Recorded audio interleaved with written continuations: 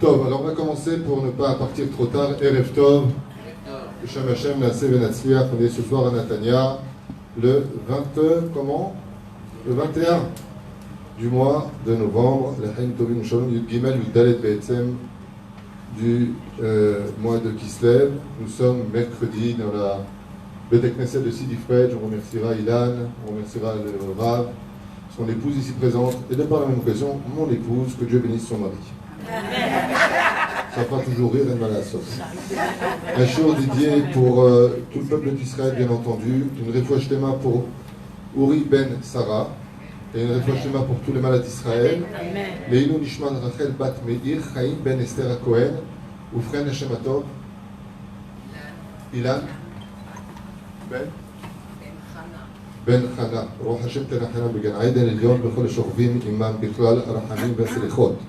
וכן יהי רצון ונאמר אמן שישמעתם צורחים בשם השם נעשה ונצליח. Comme on le disait juste avant, il y a encore donc deux autres shiur juste à côté. Le Rav Delcha qui fait aussi un très bon travail, Baruch Hashem, dans la ville de Natania. Il y a le Rav Pinto qui est à côté. Et nous qui sommes ici présents, Chut Amishulash Lobin Hera Natek, ça fait plaisir de voir que à Natania, Baruch Hashem, il y a beaucoup de Torah. C'est bien. En général, les gens, ils ont des boules quand ils entendent ça. Ah, mince, Baruch Hashem. Et ma réponse est Ken Yirbu. Il est ratson qu'on entende qu'il y ait des milliers de shiurim, à la condition que ce sont de bons shiurim et qu'ils fassent évoluer le peuple. Alors ce soir, Likrat HaGeoula Shlema, nous allons étudier, à mon humble avis, la source des sources de toutes les sources du judaïsme, puisque nous allons parler d'une phrase qui ne veut rien dire de prime abord, n'oublie jamais. L'afka, l'oubli est une très bonne chose quand on a eu des malheurs, donc c'est bien d'oublier, hein, c'est une guérison. Mais il y a des choses, ou particulièrement il y a une chose dans la vie qu'on n'a pas le droit d'oublier. Pardon ? D'où on vient. Ouais, c'est vrai, c'est une mise assez de la Torah de se souvenir qu'on est sorti d'Égypte le matin et le soir, mais il y a quelque chose de plus important que ça encore. Les parents, ouais. C'est bien, mais c'est pas une misère de s'en souvenir, c'est une misère de respecter. De Dieu, ouais. Le problème, c'est qui on est. Ouais, bidon. Qui on est. Allez, va et qu'on sache qui on est. Parce que si le jour. Attends, je vous présente, elle a une super boutique qui s'appelle Miss Coco, c'est celle qui habille ma femme. J'aimerais juste, vraiment de très beaux fringues, juste vous dire que. Allez, le jour où on saura qui on est, vraiment, il n'y aura plus une seule personne juive au monde qui sera triste. Non, mais j'en profite pour vous le dire au nom de Rabbi Nachman. Rabbi Nachman dit le jour où les juifs sauront qui ils sont vraiment, il n'y aura plus une seule personne au monde qui sera triste. Je veux dire qui on doit être. Qui on doit être? Allez, va et qu'on sache qui on doit être. Il n'y aura plus personne dans les asiles psychiatriques. D'après vous, quel est, ça commence bien comme shiur parce que c'est très intéressant, vous aurez le droit de participer. D'après vous, quelle est la chose la plus essentielle qu'on n'a pas le droit d'oublier? Écrit nos racines. Nos racines. Celles des Tunisiens, des Marocains ou des Algériens? C'est nos racines, ça veut tout dire et ça ne veut rien dire. Parce que nos traditions sont différentes.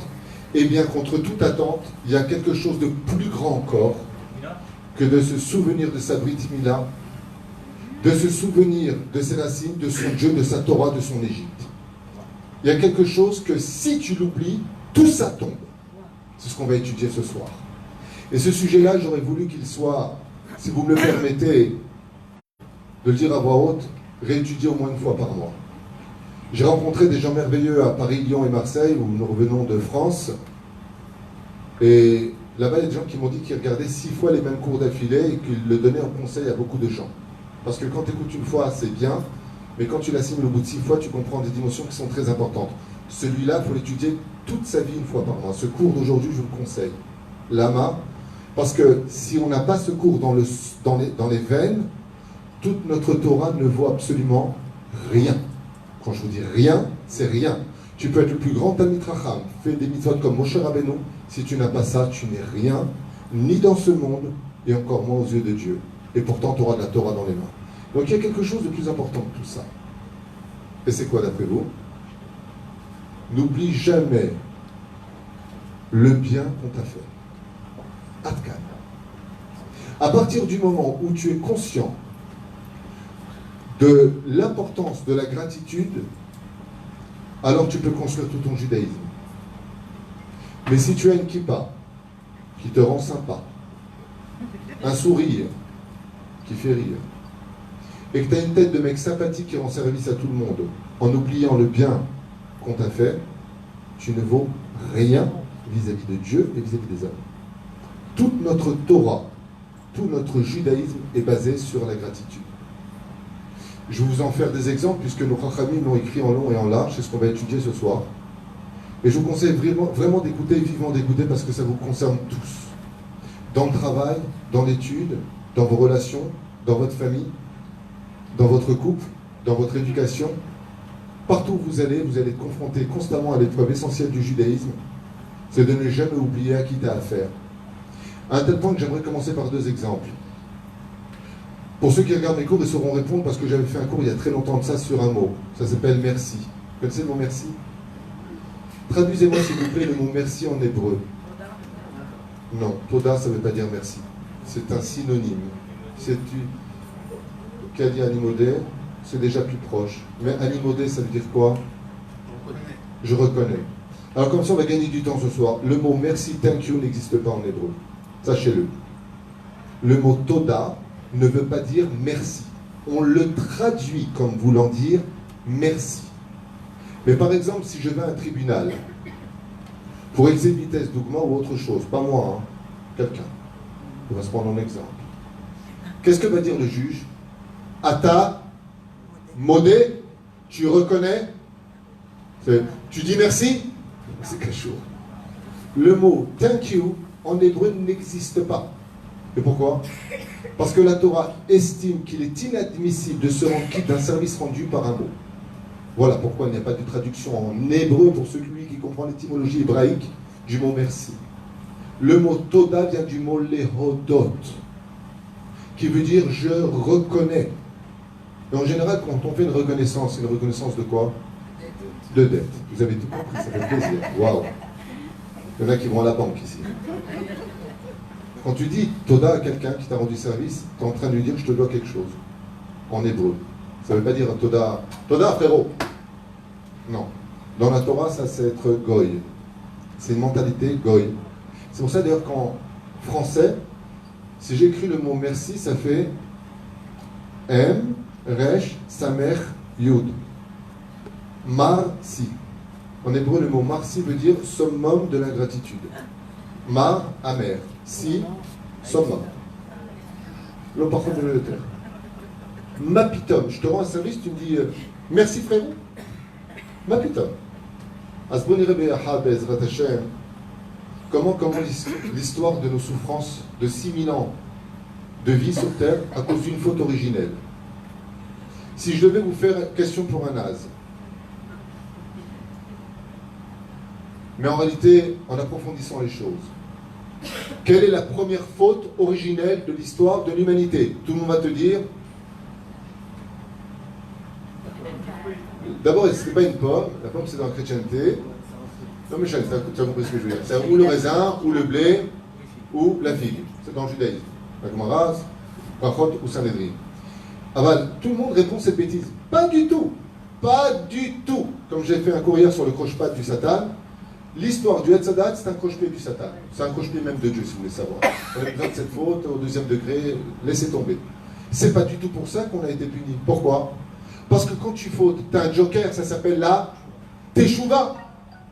Voilà, le roi David vient donner l'exemple, l'incarnation d'Adam Arishon, 51e Tehillim, vient le prophète Nathan qui lui dit Khatata. Qu'est-ce qu'il dit? Khatati. Il dit ok, c'est bon. Tout celui qui dit David a fauté, et Noé l'a toé. Donc t'as fauté, c'est pas grave. Fais Teshuvah. T'es tombé. Shiva, Permim, Yipol, Tzadik, mais comme t'es tombé. Eh ben relève-toi. Tu vois pas ce qu'il y a de dramatique. À quoi il sert Kippo? À quoi ça sert de frapper la poitrine? À quoi ça sert de jeûner? Mais une tzedaka, tzaret, charatak mora, azivatachet, de tomber, de se tromper, d'avoir fauté, ce n'est pas en soi un drame. On est humain. C'est là. Il y a quelque chose qui a précédé la faute. Et c'est pas pour ça que Dieu nous a envoyé du Gan Eden, Adam et Ève. Pas du tout. C'est pas à cause de la faute. Il n'y a pas marqué parce que vous avez mangé du Etzada Tovara, vous allez être dehors. Hein? Pas du tout. C'est pas à cause de ça. La preuve en est, à cause de la faute, qu'est-ce qu'il dit Hachem? Ayeka. Où en es-tu maintenant que tu es tombé? Qu'est-ce qu'il aurait répondu à Adam Arishon? Khatati. Il aurait dit alors il a fait meurtre, c'est ta coup. J'ai fauté, alors continue à vivre. Mais qu'est-ce qu'il lui a dit? Vous vous rappelez? C'est la femme que tu m'as donnée, et d'hier, qui m'a pu manger du fruit? Les Rachamim, qu'est-ce qu'ils disent à ce moment-là? Première faute originelle, l'ingratitude. Je te donne une femme. T'es un demi-homme. Je te donne une femme. C'est un cadeau que Dieu te fait et tu dis c'est la femme que tu m'as donnée. Quelle est donc, je répète la question pour un naze, quelle est l'origine de la première faute originelle dans l'histoire de la Torah? L'ingratitude. Dans l'ingratitude, c'est tenu la faute du fruit interdit. Mais le Kéli qui a pris le fruit interdit, c'est l'ingratitude. Ce qui fait que si aujourd'hui nous perpétuons les souffrances de l'obscurité, de tout ce que l'on vit aujourd'hui, c'est à cause d'une seule faute qui se perpétue d'Adam Rishon. Laquelle? L'ingratitude. L'opachot de l'oyoter. Alors moi, ce que je me suis proposé de faire, c'est une étude de texte. Je sais qu'en général, dans les séminaires ou dans les conférences, on n'aime pas les études de texte. Mais comme je veux que ce cours-là il soit fait de façon parfaite, avant d'arriver à vous donner des exemples de la vie courante, j'aimerais reprendre la Torah qui en est remplie aussi bien dans la Torah écrite que la Torah orale. Et vous allez vous rendre compte qu'en réalité, toute notre Torah est une mise en garde sur l'ingratitude. Toute notre Torah est une mise en garde sur l'ingratitude. Un truc de fou. Bon, Natri. ויאמר השם אל משה, אמור אל אהרון, קח מטך ונטה את ידך על מימיך. ויאמר השם אל משה, אמור אל אהרון, נטה את מטך ואך את עפר הארץ. משה רבנו עליו השלום vient en Égypte. Vous connaissez, vous avez tous vu le film. Il se barre, il revient. Et puis, avant de revenir, il se passe un événement bizarre. C'est que, en revenant du côté de chez Yitro, il trouve les 7 filles de Yitro qui allaient se faire battre par des bergers, vous vous rappelez? Et puis, il l'amène chez Yitro. Et Tzipora dit à son père, Ish mitzri asher itzilanu mide aroim. Voici un Égyptien, l'Égyptien qui nous a sauvés des mains des bergers. Qu'est-ce que répond Yitro à ce moment-là? Vous vous rappelez? Comment pouvez-vous laisser cet homme dehors qu'il rentre manger du pain dans ma tente? Vous vous rappelez de ça ou pas? Bo ve'ochal lechem. Viens manger du pain avec moi. Les Chachamim nous disent qu'à ce moment-là, dans le ciel, Akadosh Baruch Hu avait décrété de donner le don de la Torah au nom de Yitro. Quand est-ce qu'on a les 10 commandements? Paracha de Yitro. Pourquoi? Allez, Shadeh. Parce que tu as un mec qui se convertit, alors ok, il était le pape du monde, de toute la Vodazara, il avait les gonzesses, il avait l'oseille, il avait la santé, il a tout laissé tomber pour la Torah. Très bien. Mais il y en a plein d'autres qui ont fait ça aussi, excusez-moi. On a des grands convertis. En Kélos, il était quoi devenir empereur de Rome, il a tout laissé tomber pour le judaïsme. Antoninus, pareil. Il y a des goïms qui ont donné leur vie pour sauver la Torah du peuple d'Israël. Chazal, ils disent oui, mais lui, il a fait preuve d'une force qui représente toute la Torah. Quand Dieu, il a vu que cet homme-là avait de la gratitude en disant quoi, t'as sauvé mes filles et vous le laissez dehors une seule seconde, rentre dans ma tente, mange du pain, je te dois tout, ça veut dire. Il a dit enfin, sur toi je vais donner ma Torah. Ma Torah ne pourra résider dans ce monde que chez quelqu'un qui a de la gratitude. Sinon, je n'en veux pas, tu dégages dans 6000 ans de galoute. Ta vino alma zacha yitro. Katou Benzé Bessefer d'Abrot Eliou pour les références, c'est dans ce livre que c'est marqué. Le Rav Pinchasi, qui le ramène au nom du Midrash. Alma zacha yitro. Qu'est-ce qu'il a eu comme mérite? Parce qu'il a eu de la gratitude, tout de suite Dieu il a mis son tampon en disant voilà la personne chez qui je veux avoir. Yoter misé, écoutez-moi bien, un midrash que Rashi rapporte lui-même sur le texte. Si je vous pose la question la plus connue des 10 plaies, pourquoi ce n'est pas Moshe qui a frappé le Nil? Parce que Moshe a été sauvé par le Nil. Qu'est-ce qu'il a été sauvé par le Nil? Pour fuir les épées de Pharaon et d'être jeté dans l'eau. Il a été jeté dans un Nil infesté de crocodiles. Ouais. Mais malgré tout, l'eau l'a porté. Alors, comme l'eau l'a porté, mon cher Rabbeinu, comment tu oserais, Moshe, lever ta main avec un bâton dans l'eau? Maintenant, je vous pose une question entre nous. Je vous donne des coups de bâton, vous avez mal? Oui. Je prends l'eau, je donne des coups de bâton, elle a mal? Non. Alors, où est le problème? L'ingratitude, même sur quelque chose qui ne ressent pas les coups, est une douleur que Dieu lui-même ne supporte pas. Ça veut dire que si on devait, le rab de la synagogue rentre en général à la fin de demande de la mode, Mara de la Tra, il vient de s'asseoir, asseyez-vous. Il y a deux personnes pour qui on se lève, le rab et la danette. Alors, il y a Hassan, elle n'existe même plus la danette. Mais la reine, chez Tavinu Tov, ce que je suis en train de vous apprendre, madame, il est assis dedans. Il est assis, non, c'est pas sa taille, là il est assis. La reine, Bisiatan Ishmaya, comprenez ce soir que vous êtes en train d'apprendre le cours des cours. Pas parce que moi je le donne, hein. Il y a d'autres rabbins beaucoup plus compétents que moi qui pourraient le donner, peut-être avec encore plus d'humour et plus de profondeur. Allez, va et qu'on attrape l'écorce de ce chiot, vous verrez combien la Géoula approcherait beaucoup plus vite que ce que l'on est en train de vivre aujourd'hui. Mais la reine, si l'eau ne ressent pas les coups, alors pourquoi Dieu, Moshe, il frappe pas l'eau? Réponse, parce qu'Akadosh Baruch Hu n'aurait jamais pu choisir Moshe en tant que leader du peuple d'Israël s'il avait touché l'eau d'une seule coup, même avec sa main. La main, parce que pour être le leader du peuple d'Israël, si tu n'as pas la mida de Karatatov, de gratitude, même des huiles minérales, ouais, ça ne peut pas le faire. On va approfondir le sujet à un degré beaucoup plus élevé, vous allez voir. Quand il va falloir prendre la terre, qui va frapper la terre? Moshe? Non? Aaron. Qui a dit Aaron? Bonne réponse. Qu'est-ce que dit Rachid pour la terre? Elle a enseveli l'Égyptien. Alors c'est une darket amout. Je vous rappelle comme ça en deux mots. Un Égyptien est en train de frapper Gilgoul de Caïn, cet Égyptien, Dathan et Abiram, pour une histoire de femme qu'il avait pris mariée. Et Moshe vient et frappe l'Égyptien. Il y en a qui disent par la parole, Kacher à Martha. Il y en a qui disent avec un coup de râteau et il y en a qui disent avec un coup de poing. Le salaire? Qu'est-ce que fait Moshe? Il enterre les Égyptiens. Il y en a qui disent la terre s'est ouverte et il l'a enterré. La terre d'Égypte, elle est tméa kifmetemesh. La terre d'Égypte, elle est tamée d'un degré que vous ne pouvez pas imaginer. Shtufa zima, ça veut dire que la terre respirait la débauche égyptienne. Ouais. Écoutez bien. Résultat des courses. Moshe, on lui dit maintenant, prends de la terre. Il dit à Aaron, prends la terre. Mais pourquoi? Parce que quand j'ai enterré l'Égyptien, pour pas qu'on voit son corps, j'ai pris de la terre et je l'ai enterré avec. Alors Aaron, il dit, Shakor.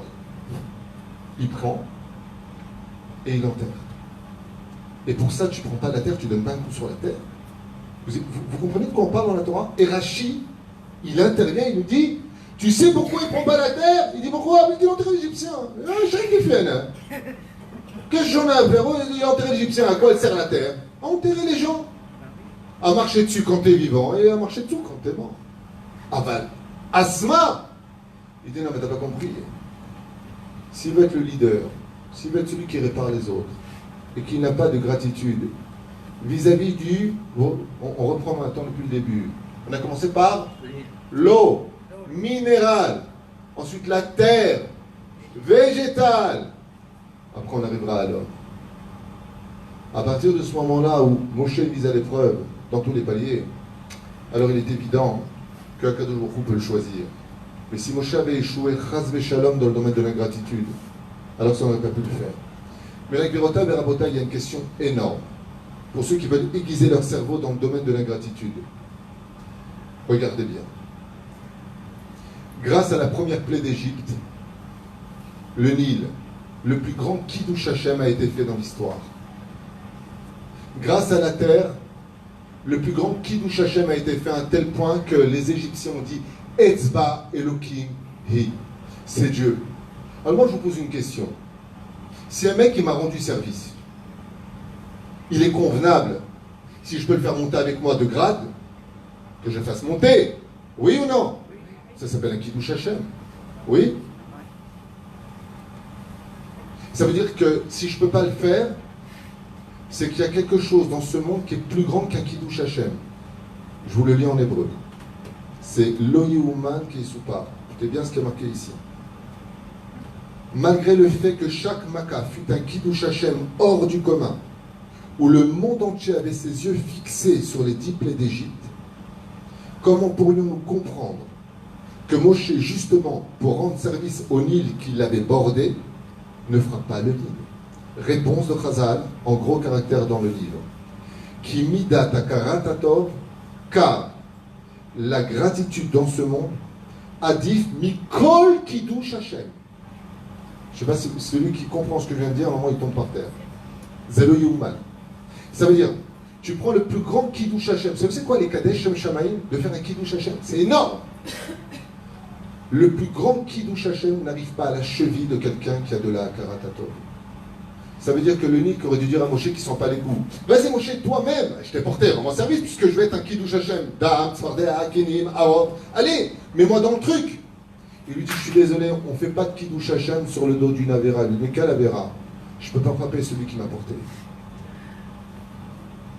Vous avez compris pourquoi Kadosh Baruch Hu, il a été obligé de changer la nature. Nous arrivons devant la mer Rouge. Pourquoi Hachem, il nous ouvre la mer? Pourquoi? Allez, dans les 4 façons de penser du peuple d'Israël face à la mer Rouge, il y en a eu 4. Ceux qui ont voulu se suicider, les défaitistes. Ceux qui ont voulu prier. Ceux qui ont voulu retourner en Égypte. Et ceux du bétard. On va se pétard. On va se battre. Pas un seul d'entre eux a eu raison. Et pourquoi ils n'ont pas eu raison? Pourtant, la réponse aurait été, on va se frapper. Je sais pas, moi j'ai des ennemis qui me courent derrière. Je suis face à la mort. Bah avant de mourir, je te tue. Ouais. Seulement le problème qu'il y a, c'est qu'il était impossible pour les enfants d'Israël de lever la main. Impossible quand tu appelles quelqu'un maître toute la journée. Et que malgré le fait, écoutez bien la phrase, elle est noraïte. Coup de fouet, femme violée, éventrée, enfant enterré vivant. La totale, ok? Mais malgré tout quoi? Ils t'ont donné de la matzah pendant 210 ans et tu as vécu sur leur terre. Mais qui crèvent? Mais qui meurent les mecs? Tu veux quoi? Qu'on dise merci aussi à la Gestapo de nous avoir donné un petit bol d'eau une fois tous les 2 jours dans les camps de concentration? C'est quoi ton problème? Ça va pas ta tête? Ba Torah Kdosha, elle nous dira comme ça. 3 commandements de la Torah, incompréhensibles pour nous en tant qu'humains. On a envie de prendre de l'humanité. Tu me chauffes. Qu'est-ce qu'on a envie de dire? Viens, la Torah nous ordonne, petit 1. Waouh, c'était bien. Au fait, quand vous aurez une viande taref, vous aurez raté la shrita de l'animal. Alpi Torah, la Torah nous ordonne une chose incroyable. À qui on donne cette viande? Aux chiens. Oh. Pourquoi? Parce qu'ils n'ont pas envoyé quand on est sorti d'Égypte. Mais je rêve Herbert ou là je Dorothée? C'est quoi ces ch'touillottes? Les chiens, donc je vous dis de qui est-ce qu'on parle? Alpi Kabbalah, on parle des démons qui gardaient les portes de l'Égypte, Shindalet Mamash, le Pshat, des Doberman, comme vous le voyez apparemment dans les figurines des Égyptiens. Les chiens, dès que se sauvait un Hébreu du pays d'Égypte, ils les envoyaient pour prévenir les Égyptiens. La nuit de la sortie d'Égypte, les Mézikim n'avaient pas le droit de sortir. C'est pour ça qu'on appelle ça en hébreu, le soir de Pessah, l'El Shimurim, la nuit du gardiennage. Les anges font taire tous les démons. Parce que, en plus ça c'est un truc de malade, parce qu'un chien il n'a pas un libre arbitre, il a un instinct. Mais parce que les chiens n'ont pas aboyé, Dieu ne veut pas de tête pour donner un olam haba aux chiens. Qu'est-ce qu'il dit? Dans la Torah, premier commandement, quand vous aurez de la viande taref, c'est-à-dire si le shochet il a raté son animal, la viande tu la donnes au chien, pour le remercier de ne pas avoir aboyé quand vous êtes sorti d'Égypte. Quoi? Mais c'est débile. La Torah elle te dit, tu comprends combien c'est sérieux chez moi le Akaratatov? Un chien qui n'a pas aboyé, je lui donne de la viande taref. Mais donne à quelqu'un d'autre. Non, non, non, tu la donnes au chien. J'ai une dette, il dit Hachem, c'est ma Torah. C'est ma viande. C'est moi qui crée le monde. Tu la donnes au chien parce qu'il n'a pas aboyé. Vous avez déjà réalisé tout ça dans la Torah? C'est le cours de ce soir. Deuxième commandement, encore plus débile. Un peuple qui t'a asservi, assujetti, humilié, qui a voulu te faire perdre ta émouna. Ouais. Normalement, à jamais il ne rentrera dans le peuple d'Israël. Et la Torah nous enseigne, ma putain, après 3 générations, les Égyptiens pourront devenir intégralement juifs. Tu les recevras dans la conversion. Waouh! De l'autre côté, reprenons la Torah. Je parle de choses simples. Je ne suis pas dans la Kabbale, je suis dans la Torah. Qui a sauvé Lot? Qui a sauvé Lot quand il était à Ur-Kasdim? Abraham. Qui l'a élevé? Abraham. Qui l'a emmené avec lui? Abraham. Qui a prié pour Sodome et Gomorrhe? Abraham. Lot est sauvé de Sodome et de Gomorrhe. Il va avec ses 2 filles, va engendrer 2 peuples, Ammon et Moab. Voilà que beaucoup plus tard, Moshe arrive avec le peuple.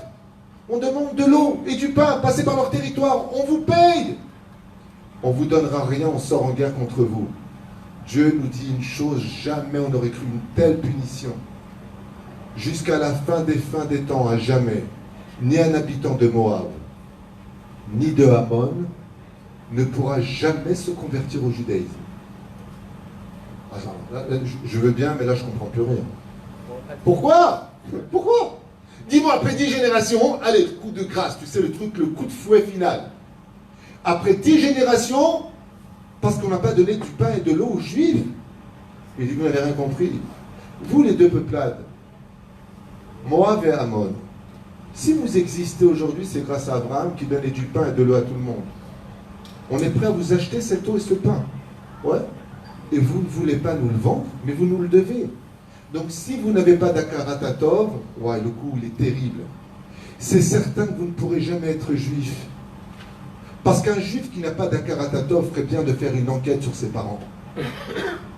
Parce qu'un juif il se reconnaît par la gratitude. Donc vous ne pourrez pas. Alors pourquoi les Égyptiens, oui? Parce qu'ils ont dit Michamocha Ba'ilim Hashem. Ils ont reconnu leur erreur. Ils ont dit c'est bon, on a fait une erreur, on a été cruel, on reconnaît. À la fin des temps, les Chachamim nous disent que l'Égypte viendra apporter des cadeaux au Melech HaMashiach et que le Mashiach ne les recevra pas. Viendra une patte-colle devant tous les enfants d'Israël à la fin des temps qui dira Chayecha Melech HaMashiach. Inon, il a plusieurs mots. Menachem, Inon, peu importe, Hanania, Shiloh, ce sont ces noms. David, il y en a qui disent. Asrat Sanhedrin. Reçois-les. Il dit pourquoi? Il dit parce que malgré tout à la fin, ils ont reconnu la grandeur d'Israël. Alors le Mashiach acceptera les Doron de l'Égypte. Mais de celui qui a été ingrat, l'eau ne rentrera pas, je traduis directement, dans le clan d'Israël. De là, vous comprenez pourquoi les habitants de Moab et de Ammon ne pourront jamais se convertir? C'est impossible. Dit Lama, à cause de ça. Prenons le cas du mamzer. Dans la Torah, c'est un coup horrible, un mamzer. Une femme mariée va avec un homme, un autre homme que son mari. Elle tombe enceinte. Est-ce que cet enfant, il a un tikkun? Aucun. Il est mamzer, lui, et toute sa descendance qui viendra après lui. Peu importe ce qu'il fera de sa vie, ce sont tous des mamzerim. Lama. Lama. Le mot mamzer en hébreu, c'est pas juste. D'accord? Qu'est-ce qu'il appelle l'enfant qui est né? En général, alors je vais me répondre à Pi Kabbalah parce que j'aime bien donner des réponses. Comme dit, j'ai expliqué hier dans le cours, Mazé faire teshuva, c'est trouver ses réponses à ces questions. Mais c'est une parenthèse. Parce que quand on a d'Aïmouna, on n'a pas besoin de réponse. D'accord? Mais je vais vous répondre.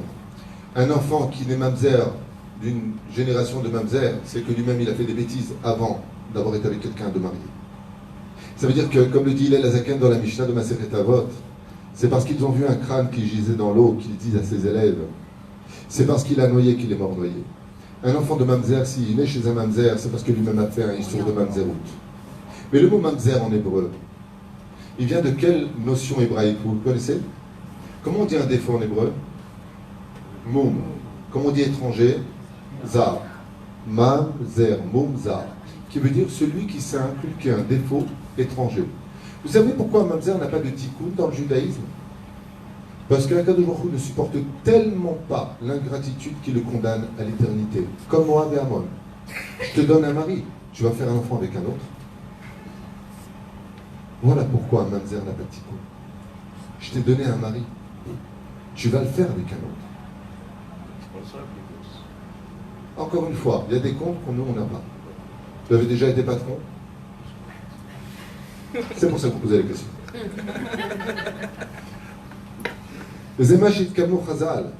Celui qui est ingrat ne verra jamais Hachem. Mais la reine, je vous ai dit, il y a trois choses. Les Égyptiens, la viande, on la donne aux chiens. Ils pourront apporter des cadeaux à la fin des temps. En plus de cela, ils auront le droit de se convertir au judaïsme, Midéoraïta, après 3 générations. Autre commandement de la Torah vis-à-vis de l'Égypte. Si les Égyptiens venaient à visiter notre pays, comment la Torah nous ordonne-t-elle, nous, de nous comporter avec eux? Imaginez que, par exemple, les Syriens viendraient s'installer en Israël, ce qui est le cas. Les Égyptiens, ce qui est le cas. Parce que tout ce qu'on appelle les Palestiniens n'est rien d'autre que le pot pourri général de tout ça. Alors, moi, je vous pose une question. Comment la Torah nous demande, et grâce à Dieu, on peut dire qu'on le fait même un peu trop, à mon avis, même si les informations font de la désinformation. On a trop les bras ouverts. Oui, mais pourquoi On est-ce qu'on... accepte tout. On les accepte sans... Non, mais on n'est pas à la Knesset, là. Je parle de... Qu'est-ce que nous demande, est-ce que vous avez marqué dans la Torah, monde arabe, comment doit-on accueillir les étrangers sur notre terre? Comment c'est marqué dans la Torah? Tu accueilleras les étrangers avec bienveillance, car toi-même, tu as été étranger chez eux. Oh, vous les Juifs, vous avez vécu chez eux. Ce qui fait que si des Tunisiens, maintenant il y a des lois. Est-ce qu'ils ont le droit d'acheter une maison? Est-ce qu'ils ont le droit d'acheter un ceci? Des machouachères. Mais s'ils viennent, marhaba. Pourtant, nous, grâce à Dieu, quand on est parti en Tunisie, au Maroc, en Algérie, on a enrichi leur pays. On a élevé leur pays. Et eux, ils nous ont mis à la porte. Ah ben là, Dieu te dit, laisse-moi régler les comptes. Toi, tu dois avoir un karatatov. Toi, tu dois faire ce qu'on te demande. Ne viens pas rentrer dans les comptes. Ce qui fait que la Torah nous met en garde. Fais très attention à ta façon de gérer les choses. Et pour cela, elle nous a mis 2 obstacles. 2 mitzvot qui sont mitzvot négatives, c'est-à-dire ne fais pas, qui sont peut-être les mitzvot les plus dures des 613 mitzvot de la Torah. Et comment elles s'appellent? Lotikom, velotitor. Lotikom veut dire tu n'as pas le droit de te venger. Velotitor, tu n'as pas le droit de tenir rigueur. Et pourquoi? Rancœur. Pourquoi? Réponse, parce qu'on a peur que quelque part tu lui doives quelque chose. Ça veut dire que la personne à qui tu veux te doit quelque chose. Mais de quoi je pourrais avoir peur? Enfoiré, il me fait du mal et tu veux que? Réponse, oui, mais en faisant le mal qu'il t'a fait, il t'a fait faire une capara. Donc, akarata. Non mais je rêve comme attends. Le mec il vient, il me fait du mal, ok? Il m'humilie en public. Et tu me dis, tu ne te venges pas. Mais tu sors dehors, je te crève mon pote. Je te finis en coup de low kick. Sur le trottoir, la tête comme ça pendant 3 heures. Mais t'es un homme mort. Mais t'es foutu. Les Chachamim ils disent, ouais, il y a juste un tout petit problème. Baba, calme-toi, prends un cachet, je vais t'expliquer. Maintenant que tu viens de te faire humilier en public, qu'est-ce que dit la Gemara de celui qui se fait humilier en public? Il est nettoyé de toutes ses fautes, c'est une essence. Il n'a plus une seule avéra sur son dos. Elles sont où les avérotes? Elles sont parties sur celui qui l'a humilié. Si tu voyais avec tes yeux tous les démons qui viennent de passer chez lui, tu viens de prendre toutes ses mitzvot, qu'est-ce que lui dit au mec? On a une Torah aliana, tu es le meilleur ami. Kapara alecha, va crever ailleurs parce que j'ai de la peine pour toi. Je prierai pour toi. La Torah, elle nous dit lotikom velotitor, parce que celui qui t'a fait du mal, Tu as une akaratatov. Mais quel akaratatov? Va crever ailleurs. Tu me fais du mal, j'ai envie de me venger. Il te dit non, il t'a fait une kapara. C'est pas parce que toi tu comprends rien que Dieu ne comprend rien. Donc tu ne peux pas te venger de lui. Parce que si tu te venges, tu perds le mérite d'avoir fait la kapara. C'est un truc de malade. Vous avez compris que la Torah ne parle que de ça, mais avec des mots différents. C'est valable contre juifs ou avec les Contre juifs. Donc on a le droit d'ailleurs les Allemands? Merci. Il a dit là. Zé Perouche Adavar. Et j'aimerais avancer.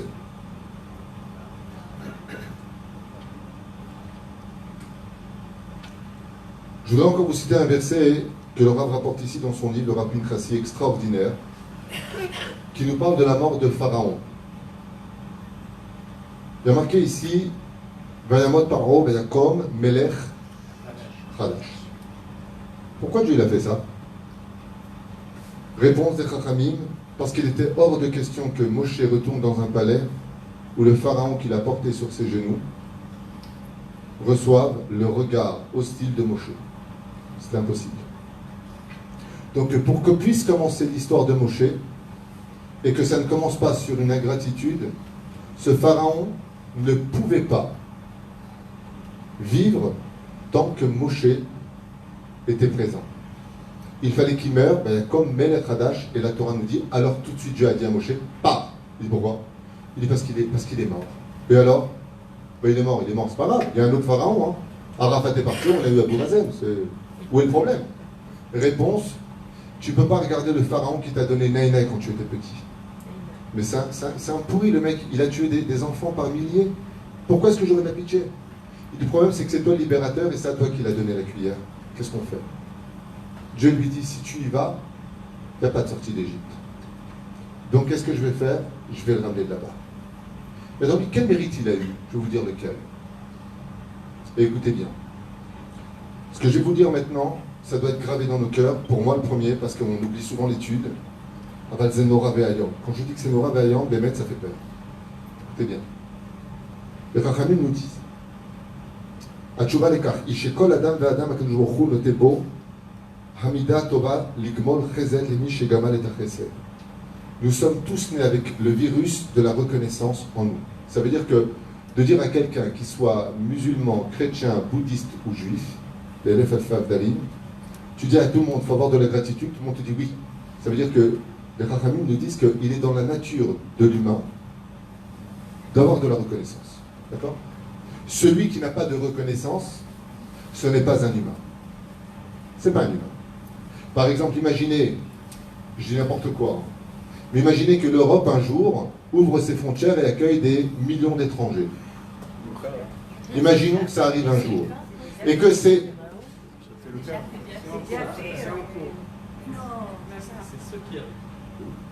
Je viens pas de la planète Mars. Je sais ce qui se passe. Jouez le jeu.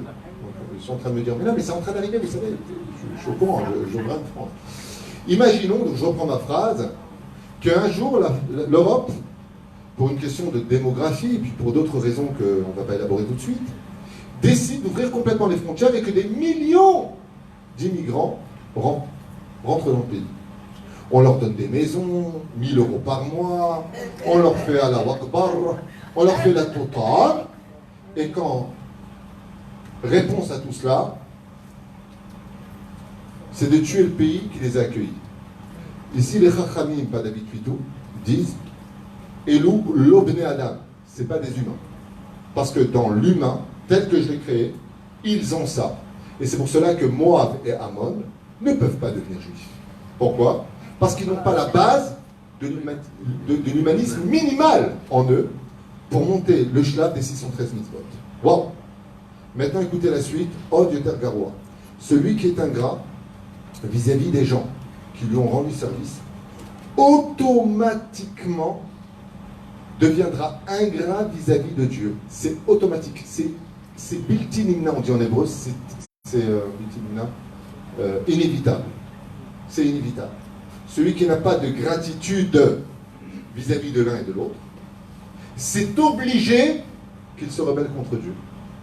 C'est pour cela que le Créateur du monde commence son premier des 10 commandements par « Je suis l'Éternel, ton Dieu ». Et son cinquième commandement « Honore ton père et ta mère ». Il vous regarde rapport. Si c'est le mitzvot entre l'homme et son Créateur, et de l'autre côté les mitzvot entre l'homme et son prochain, j'aurais dû me mettre la mitzvah du respect des parents du côté de l'homme et son prochain. Et Dieu te dit non. Parce que si tes parents que tu as vus de tes propres yeux te faire grandir, te donner à manger, t'emmener à l'hôpital quand tu étais malade, te border, et tu n'as pas de respect pour eux, alors que tu les vois, la plus forte raison, moi qui suis le troisième associé de ta naissance, que tu ne vois pas. Donc automatiquement, il ne peut pas y avoir de judaïsme ou de religion chez quelqu'un s'il n'a pas de respect des parents. Que ceux qui sont de mauvais parents n'en profitent pas pour dire viens écouter ce qu'il a dit. Si tu fais fuir tes enfants par ta conduite, ta schizophrénie, ta débilité ou ta rigidité, où tu te mêles de tout, les enfants ont pour le devoir, surtout quand ils sont mariés, de fuir ce genre de parents qui souvent utilisent la Torah comme bouclier pour détruire leurs enfants. Ne profitons pas de certaines parenthèses. Si tu veux qu'on te respecte comme des parents, alors fais-moi au moins plaisir de te comporter comme des parents. Pour ne pas que chacun l'emporte de son côté. Ah, t'as vu ce qu'il a dit, c'est bien. N'entends pas ce que tu as envie d'entendre. En ce moment, il se passe beaucoup de dégâts avec... Même les enfants, ils entendent. Tout à fait. Mais les enfants... Ils s'occupent de... Ils prennent ce que vous dites. Oui. Les rabbins, genre, Oui. pour utiliser pour leurs parents. Tout à fait. C'est pour ça que la Torah nous ordonne de respecter. Ça, j'ai déjà dit. Mais de l'autre côté, comme je le dis souvent, quand il y a une cave qui est sombre, on n'a pas envie d'y rentrer parce qu'on a peur. Je dis simplement que de l'autre côté, tout comme la Torah nous ordonne de respecter nos parents, bon, ça je l'ai dit pour calmer vos humeurs, de l'autre côté, n'oubliez pas un détail, c'est qu'il revient aussi aux parents de se comporter comme des parents. Et là, je sais de quoi je parle. Donc, juste pour continuer, allez Neville, mais en tout cas, les Chachamim nous disent que si tu n'es pas capable de voir ceux à qui tu dois ta vie, à plus forte raison, tu ne seras pas capable de voir celui qui t'a donné la vie, parce que tu ne le vois pas. Tu n'entends pas, tu ne parles pas. Donc automatiquement, si ton père et ta mère que tu as vu, que tu entends, avec qui tu as négocié, qui t'ont fait la bar mitzvah ou autre, tu n'es pas capable de papa, maman, à plus forte raison, celui avec qui quand tu parles, tu n'as pas spécialement des réponses. Voilà ce que ça veut dire. La fin, le Créateur du monde a mis « Je suis l'Éternel, ton Dieu » et en dessous, lui, il a mis « Honore ton père et ta mère parce que je suis le troisième associé ». Et de là, les sages nous disent « Celui qui n'a pas de gratitude vis-à-vis des hommes, qui lui ont rendu service, comment voulez-vous qu'il ait une gratitude vis-à-vis de celui qui est Dieu qui ne voit pas ?» Voilà que automatiquement, c'est le chemin de la Kfirut de la Torah, plus que ça. Si tu manques d'Emouna, disent les sages, c'est bien. Quelqu'un qui manque d'Emouna, d'où est-ce que ça vient d'après nous? Kidouche extraordinaire. Quand quelqu'un, des fois, on peut arriver un matin, on se lève, et puis, je sais pas, j'ai moins confiance, je suis un peu un pneu à plat. La Emouna, elle n'est pas au rendez-vous. Alors on dit dans ce cas-là, Pashpesh b'ma'asecha, sonde ta situation, qu'est-ce qui ne va pas chez toi? Ne sondez pas et cherchez pas, je vous donne la réponse, elle est marquée en face de moi. Si tu te lèves un matin et que tu vois que ta Emouna a baissé, c'est que tu as été automatiquement ingrat vis-à-vis de quelqu'un. Comment Dieu va te le faire savoir? Il va te faire perdre ta Emouna. C'est où? Ça valait le coup de venir ce soir, non? Waouh! Béhémet, c'est exceptionnel. Vous ne vous rendez pas compte de ce que vous êtes en train d'entendre. Hier, on a vu que si tu tombes, des fois, tu as une banane sur la route, tu tombes. Rabbi Nachman, il dit, si tu as failli tomber ou si tu es tombé, c'est qu'on veut te dire qu'il y avait une avéra que tu étais prêt à faire. Donc, calme tes ardeurs. Si tu manques d'Emouna, d'un coup, ta Emouna, elle tombe à cause d'une épreuve ou autre, réponse, c'est pas du tout à cause de l'épreuve. Si tu perds ta Emouna, c'est que dans le ciel, on te tient rigueur de la faute originelle. Quelle faute? L'ingratitude. Tu as été ingrat vis-à-vis de quelqu'un. Plus que ça encore. Je vais vous raconter une histoire. Une histoire qui s'est passée il y a quelques bonnes années. Vous avez 2 minutes? Oui. Non mais j'adore, c'est ma blague de tous les coups. Un jour, une personne m'appelle pour prendre une décision entre lui et son associé. Et il me demande... à l'occasion, puisque je fais du consulting, c'est-à-dire que je regarde les dossiers, je vois plus ou moins ce que je peux aider pour diriger le business plan d'une personne. C'est un de mes métiers. Et il me dit, voilà, est-ce que vous pensez que je devrais me séparer de mon associé? Je l'ai écouté et je lui ai dit pourquoi. Il me dit parce que je pense que je peux très bien voguer tout seul maintenant, j'ai pas besoin d'être associé, patati patata. J'ai regardé comme ça et je lui ai dit pas du tout. Tu ne peux pas te séparer de ton associé et pourtant je ne suis pas du tout pour les associations. Moi il y en a, mieux je me porte. C'est très compliqué l'association parce que la moindre entourloupe, vol d'un centime te fait tomber la bracha de l'association. Donc l'association, c'est bien, mais c'est très dangereux. Résultat, je lui dis pas du tout. Et je lui dis, en plus de ça, cette idée, elle n'est pas de toi. Il me dit, pourquoi vous me dites ça? Je lui ai dit, elle est de ta femme. Et il me dit, oui, c'est vrai. On est dans son bureau. Et je lui dis, surtout, ne quitte pas ton association. Alors il me dit, ok, très bien, je ne vais pas le faire. Mais dites-moi juste pourquoi. Je lui dis, parce que je vais t'expliquer pourquoi. Quand tu es rentré dans le métier, qui t'a fait rentrer? Il m'a dit, mon associé. Qui t'a appris le métier? Mon associé, un grand sourire comme ça, il dit, mon associé. Et maintenant que tout va bien, que tu peux voler, tu veux le baser pour faire concurrence? Il m'a dit, ouais, c'est la loi du travail. Je lui dis, c'est la loi de l'ingratitude. Le mec, il vient, il te prend, il t'apprend le métier, machin. Ça y est? Et je lui dis, quand ce sera basé sur autre chose que l'ingratitude, alors on reviendra sur le sujet. Atkan les choses. L'eau, ça mouille.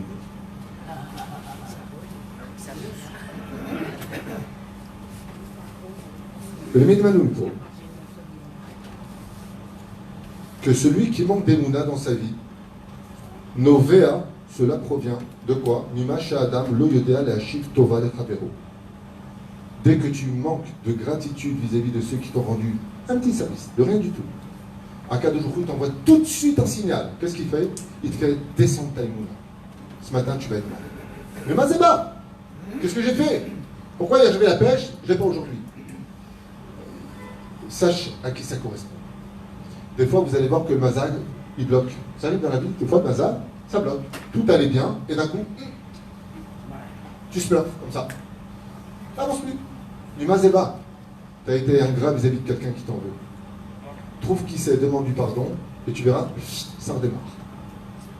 Comme ça disait Chachamim. Oufren, Paro Atzmo Shenemar Alav, Asher Lo Yada et Yosef. Et là, ce que je vous ai dit tout à l'heure, il le ramène ici dans le texte et il dit, tout comme Pharaon, qu'est-ce qu'il a dit? Le nouveau Pharaon qui s'est levé, Lo Yada et Yosef, qui a sauvé l'Égypte? Yosef Hatzadik. Vous vous rappelez? Qu'est-ce qu'il a dit Pharaon? Lo Yada et Yosef. Il a dit, effacez toutes les preuves de l'existence de Yosef, 80 ans roi d'Égypte, de son existence. Il a effacé. Tout de suite après, le texte nous dit, Asher lo ikir et Hashem, et il n'a pas reconnu Dieu. Tu n'as pas de reconnaissance vis-à-vis de l'homme. Le texte dans la Torah vient de dire que tu n'auras pas de reconnaissance vis-à-vis de Dieu. Le parole, j'avance.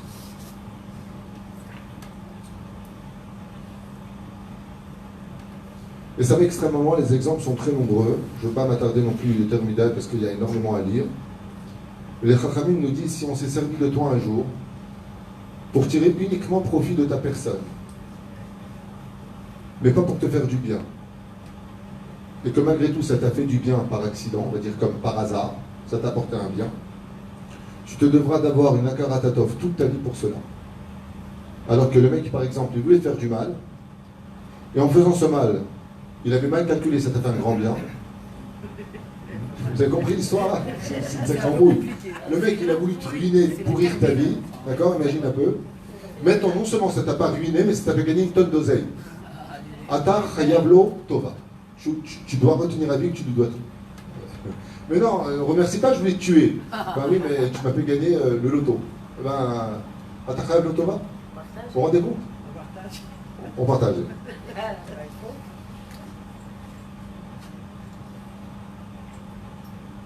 Rabbi Akiva, Alav Shalom, je finis avec deux exemples du Talmud pour vous dire que c'est Torah écrit Torah orale, je l'avais dit au début du cours, donc je le cite. Rabbi Akiva, Alav Shalom, est parti 24 ans de sa vie étudier avec ses élèves, on revient avec 24 000 élèves. Et quand il arrive dans la ville de Jérusalem où sa femme l'attendait, il dit à ses élèves, tout ce qui est à moi et tout ce qui est à vous est à elle. Si Rabbi Akiva n'avait pas dit cette phrase, toute sa Torah n'aurait eu aucune valeur. Bon. Je répète parce que c'est trop puissant, trop beau, trop bête à entendre, trop simple peut-être pour vos oreilles, mais tellement puissant. Rabbi Akiva, grâce à sa femme, qui lui dit « Je veux que tu deviennes un grand Torah », qui prend sur elle la parnassa. T'occupe pas, je vais être couturière, je ferai les ménages chez les gens, deviens un grand Torah, mon mari. Ne rentre pas pour moi. Je t'ai épousé pour faire de toi un grand Torah. Rabbi Akiva, donc, dans la Gemara, on nous raconte Acheba Rabbi Akiva Isrim Varba Elef Tamidim Ve'amar Lahem. Et voici le contenu de toute notre Torah de 24 ans d'absence dans nos demeures. Sheli Veshelachem Shelahi. Tout ce que nous sommes et toutes nos mitzvot sont à elle, en montrant sa femme.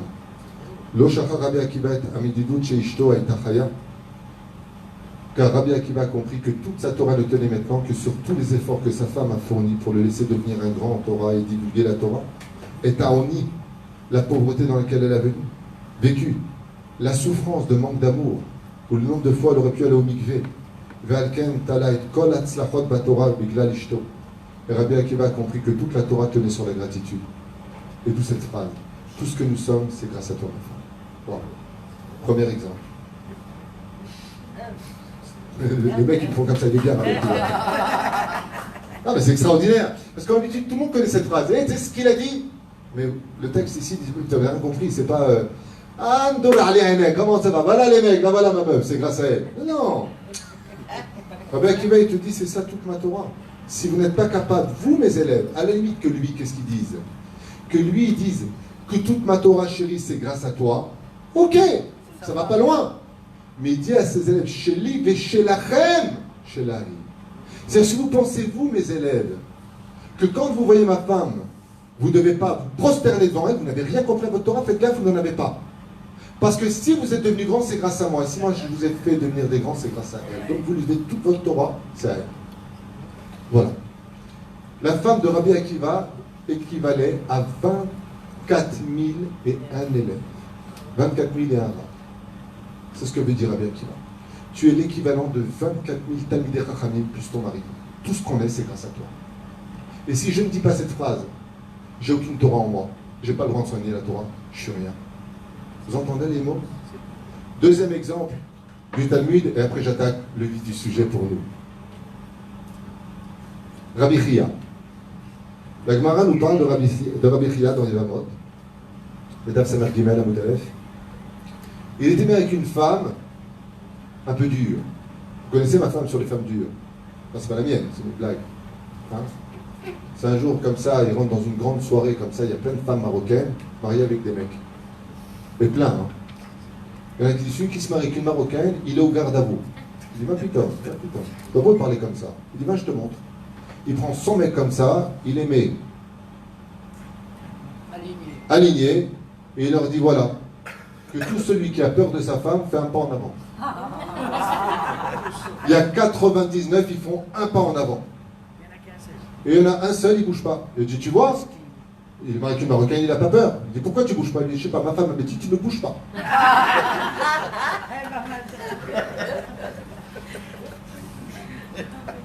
Rabbi Chia était marié avec une marocaine.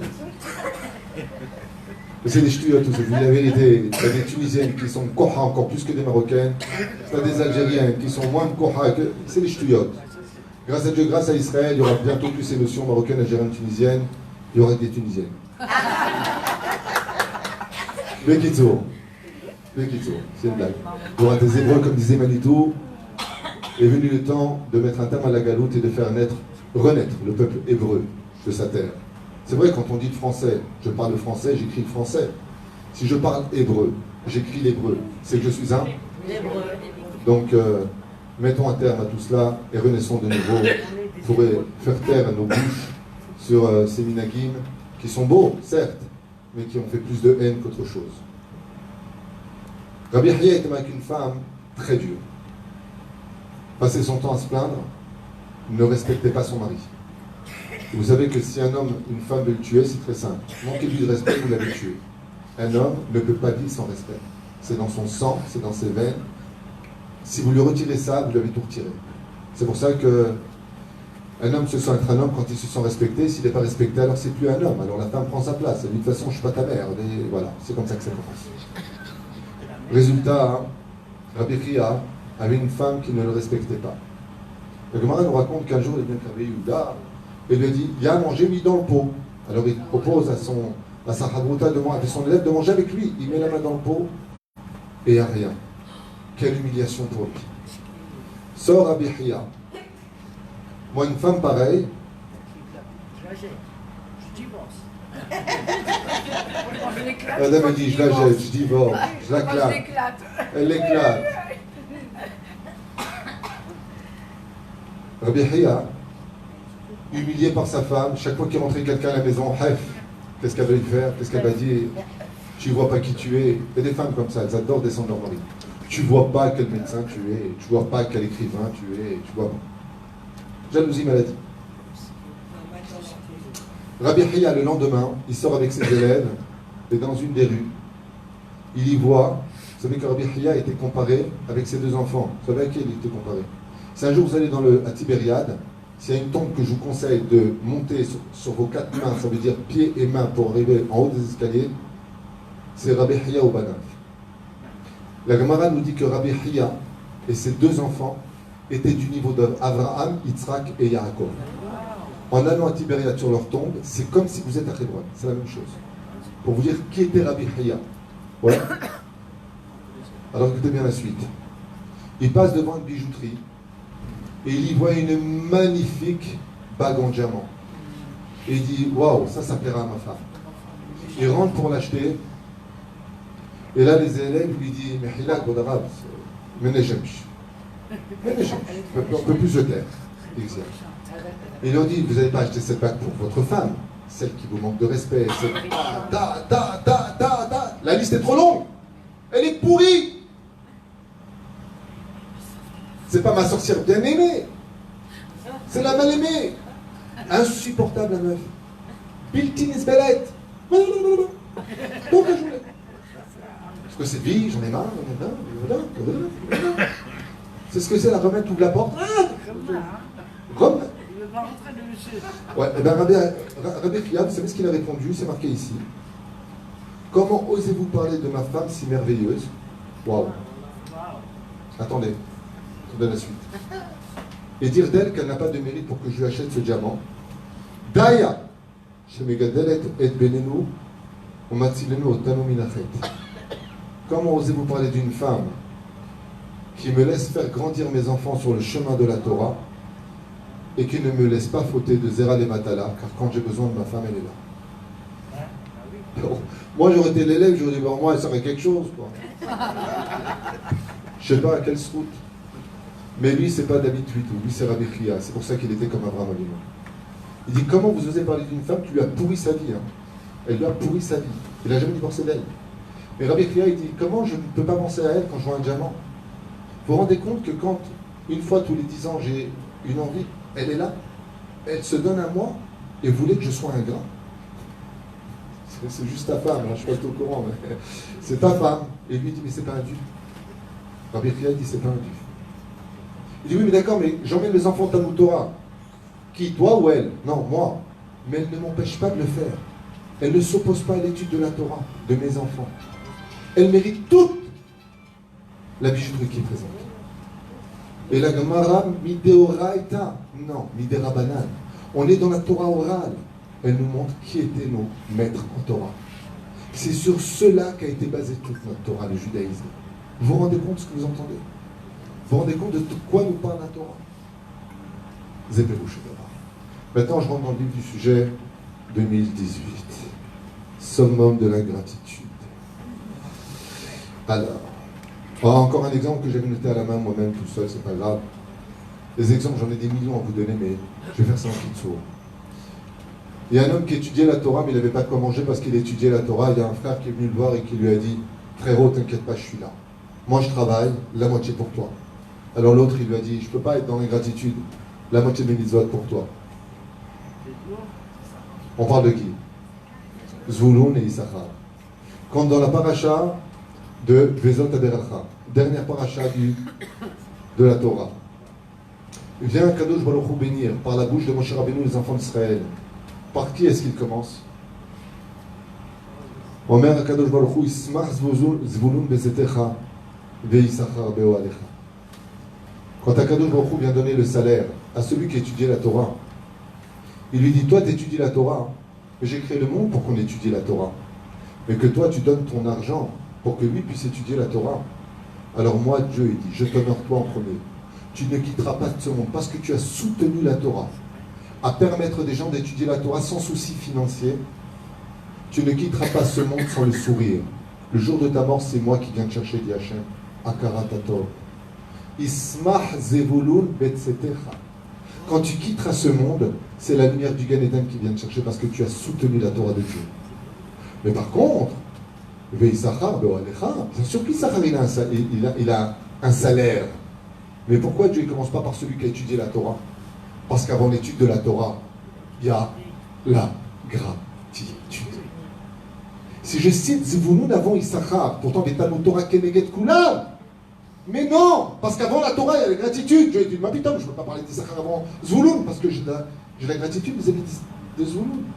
Donc, c'est toi que je viens chercher en premier. Baba Saleh, à la Shalom, il a eu un donateur extraordinaire, David Bouzaglou, un Canadien. Et vous savez ce qu'il a dit, Baba Saleh?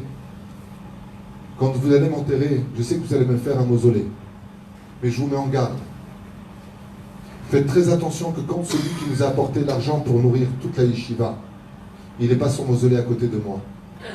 Quand vous allez chez Baba Saleh, vous avez la grande coupa de Baba Saleh. Juste à la droite, quand vous êtes en face, vous avez un autre mausolée juste à côté de lui. C'est pas Bouskila? C'est Bouskila, ce que je viens de dire. Bouskila, pardon, tant pour moi. C'était son donateur du Canada. Juste à côté. Juste à côté. Baba Saleh dit, vous me faites un mausolée, il faut lui faire un mausolée. Il dit, pourquoi? Il dit, parce que grâce à lui, j'ai pu avoir tous mes élèves. Il envoyait l'argent tous les mois. Vous vous rendez compte de quoi est-ce qu'on parle? Le mec, il a un mausolée à côté de Baba Saleh. Pourquoi? Parce qu'il était le Zevulun de Issachar. Et Baba Saleh, il a dit, attention, si vous me faites, il faut lui faire. Mais pourquoi? Akaratatov. Les exemples. Dans la génération dans laquelle nous vivons, nous ne devons jamais oublier une parenthèse qui a été rappelée par un rêve chez la femme du Gaon de Vilna. Une fois, la femme du Gaon de Vilna avait une amie d'enfance qui était sa voisine. Elles ont grandi ensemble à l'école, elles ont évolué, se sont mariées pratiquement en même temps. Elles étudiaient la Torah en même temps, deux femmes pieuses, plus que deux sœurs. Elles ont toujours été la l'une pour l'autre. La femme du Gaon de Vilna et son amie dont le nom m'échappe. C'est marqué dans la biographie du Gaon de Vilna. Et un jour, en parlant de la mort, elles se sont tenues les mains avec des larmes et elle lui a dit l'une à l'autre, la première qui meurt, reviendra dans les rêves racontés comment c'est le Gan Eden. Et elles se le sont jurées. Quelques années plus tard, eh bien la voisine est morte. Et la femme du Gaon de Vilna priait pour que sa meilleure amie, plus que sa sœur, vienne avoir dans les rêves en nous racontant comment le Gan Eden. Il n'y avait pas de doute pour elle que sa meilleure amie, qui était si pieuse et si élogieuse, ne soit pas au Gan Eden. Et voilà qu'après un mois, sauf, elle vient la voir dans les rêves, vêtue d'une lumière blanche, comme on peut l'imaginer, ou pas. Et elle lui dit, je suis désolé d'avoir tardé pour descendre, mais quand tu es dans le monde d'en haut, tu n'as plus du tout envie de descendre. C'est beaucoup d'efforts d'accepter de descendre par les couloirs des rêves, c'est rassera. Alors je ne veux pas tarder, ma chère sœur, mais voilà. Il faut que tu saches que tout ce qui se trouve au Gan Eden, je n'ai pas le droit de te le dire. Qui l'aura ta Elohim Zulatecha. Mais ce que je peux te dire, c'est que ton Olam Haba à toi, ton Gan Eden que Dieu t'a préparé à toi, il est infini par rapport au mien. Alors elle lui a dit, ça m'étonnerait. Il lui a dit pourquoi? Il lui a dit parce que un jour, alors qu'on était ensemble, j'étais plus rapide que toi. Est-ce que tu te souviens qu'une femme est venue demander où est-ce qu'était la poste? Alors, dans les rêves, la femme du Gaon de Vilna lui dit oui, je m'en rappelle. Et lui dit, tu as été plus rapide, tu lui as dit, c'est juste là, madame. Pour le fait d'avoir rendu un service à quelqu'un, de l'avoir soulagé en lui montrant simplement où était la poste, ça agrandit ton Gan Eden à l'infini. Mazé la sotov la chérie. Qu'est-ce que ça fait du bien de faire plaisir à quelqu'un? Ça s'appelle le savoir-vivre. La sot nahat ruh. Alors écoutez bien. La première des choses qu'on doit comprendre, c'est des choses avec lesquelles j'ai le plus de mal à supporter. Ça fait partie un peu de notre culture en Israël. Je ne critique pas la culture israélienne. J'adore mon pays, j'adore mon peuple. J'adore nos chachamim et notre armée, grâce à Dieu. Je suis très heureux aussi depuis 31 ans. Mais il y a une chose qui me dérange. C'est pas méchant ce que je veux dire. Mais il serait temps que dans la culture israélienne, avec l'aide d'Hachem, les gens réalisent que quand on rentre dans leur boutique, ils nous doivent quelque chose. C'est pas une blague. Quand tu as des boutiques de fringues, j'en ai eu, et que tu n'as pas de clients qui rentrent, et que tu en as un qui rentre, ça donne espoir que tu vaux quelque chose, que tu as de la marchandise, qu'on va fouler le sol pour lequel tu t'es mené à bien. C'est ça? C'est plutôt cool, toi. Vélachem, tout à l'heure, on rentre, pas dans une boutique de fringues, chez toi on est très bien accueillis. On rentre dans une boutique de gâteaux. Comme je suis au régime, je voulais manger un gâteau. Et je suis là avec ma femme à côté de moi, parce qu'elle ne me lâche pas, enfin elle est là. On est ensemble. Il y a deux personnes derrière le dalpac, ni te regardent, ni bonjour, ni un instant. Et à un moment, ça me chauffe. Je lui dis, Shalom, Ani Oved, non, Ani Asouk, je suis occupé. Je suis occupé. Alors je lui ai dit, avec un grand sourire, ok, Yani l'oraïti. Mais j'ai pas envie de dire vaquer. C'est pas méchant de leur part parce qu'après il nous a gâtés. Super sympa. C'est une culture en Israël, c'est comme ça. T'attends devant la poste, tu te regardes comme ça. C'est mignon. Le mec n'est pas habitué, il pète les plombs. Hein. C'est mignon. Aval, si tu veux du mazal dans la vie, si tu veux que Dieu te donne sa bracha, quand tu as un client qui rentre, même si tu es occupé, je sais que tu le fais dans ton cas à toi, je m'occupe de vous tout de suite, je finis avec lui. À Karatatov, le mec il rentre, il t'attend. Il est peut-être hyper pressé. Peut-être qu'il a mal garé sa voiture. Juste un peu d'yachas. Pas par politesse, parce que tu lui dois, parce qu'il est venu te voir. Parce que quand tu as tes boutiques qui sont vides, et que tu as de la marchandise, peu importe ce que tu vends, quand il y en a un qui rentre, ça te fait quelque chose, enfin. Alors maintenant, qu'est-ce que tu fais? Tu te lèves pour lui. Là, vous verrez souvent ceux qui marchent très très très bien, peu importe les boutiques qu'ils ont. Plus ils marchent bien, plus ils sont des alzélim dans les clients. Il n'y a pas besoin de toi, je travaille bien. Et quand ils vont mal, chaque client est un roi. Dans la Torah, ça doit être exactement le contraire. Quand quelqu'un te rend service, même au niveau de Nahat Ruach, ça veut dire que maintenant il est là, il te donne l'impression de Tagit Toda. Je ne sais pas moi, je vais vous dire quelque chose qui va vous choquer. Vous avez besoin d'un service. Alors toi, qu'est-ce que tu fais? Tu rends service. Ah, c'est ça dont tu as besoin? Tiens, je connais le numéro de quelqu'un, travaille avec lui, tac, tac, tac. Ouais. Ça s'est passé. Un jour, il y a longtemps de ça, j'ai mis 2 personnes en connexion. 2 personnes pour travailler ensemble. Ça leur a fait gagner à l'un une très grosse somme d'argent. Quand je dis une très grosse somme, c'est une très très grosse somme d'argent. Et l'autre, une grosse somme d'argent. Il y en a un qui a eu une akaratatov, il est venu me voir, et il m'a dit, waouh, Toda Rabba, tu m'as fait gagner une très grosse somme d'argent grâce à ce rendez-vous que tu m'as fait avec l'autre, je te fais une enveloppe. J'étais surpris. Je lui ai dit, tu réussiras. Peu importe l'enveloppe, elle est partie, collège, j'ai donné, peu importe ce que. L'autre, il n'a pas fait le geste. Je vais plus envoyer le client. Pas parce qu'il a donné, pas donné. Est-ce que je demande quelque chose? Jamais. Je ne demande rien à personne. Mais, à Avti. Le mec, il est capable de revenir et de me dire, tu sais, j'oublie pas ce que tu as fait pour moi. Tu m'as fait gagner quelque chose, je pense à toi. Je dis, toi, tu auras la bracha. Mais l'autre, autruche. Donc, on ne connaît pas. Eh bien, ne connaît pas. Moi aussi, il ne connaît pas. Mais c'est pas vrai, j'ai envoyé des clients. Okay. On te donne une enveloppe. Mazal Tov. Tu vas à la soirée, on t'a reçu, on t'a fait des photos. Ça, je rappelais le lendemain. C'était une très belle soirée, Kol HaKavod. Ça fait tellement plaisir. Vous savez, je vous dire quelque chose que les temps modernes nous ont volé, c'est pour ça qu'on n'a pas la Géoula. Ce que je vais vous dire va vous faire rire, c'est pas la Torah. C'est avant la Torah.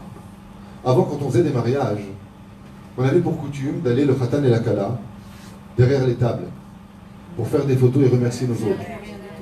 Aujourd'hui, il n'y a même pas de photos des autres. Il n'y a pas de photos.